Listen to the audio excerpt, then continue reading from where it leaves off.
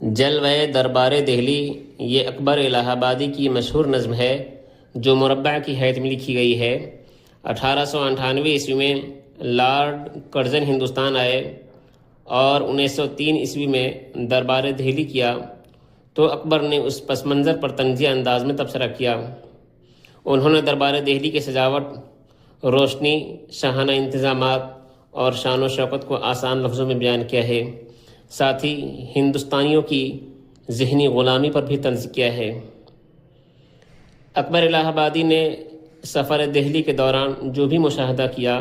ان مشاہدات کو شعری پیرائے بیان میں اس طرح پیش کیا ہے: سر میں شوق کا سودا دیکھا، دہلی کو ہم نے بھی جا دیکھا، جو کچھ دیکھا اچھا دیکھا، کیا بتلائیں کیا کا دیکھا، جمنا جی کے پاٹ کو دیکھا،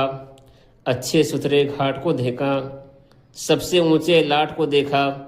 حضرت ڈیوک کناٹ کو دیکھا، خیموں کا ایک جنگل دیکھا، اس جنگل میں منگل دیکھا، برہمہ اور ورنگل دیکھا، عزت خواہوں کا دنگل دیکھا، سڑکیں تھی ہر کم سے جاری، پانی تھا ہر پم سے جاری، نور کی موجیں لم سے جاری، تیزی تھی ہر جمت سے جاری،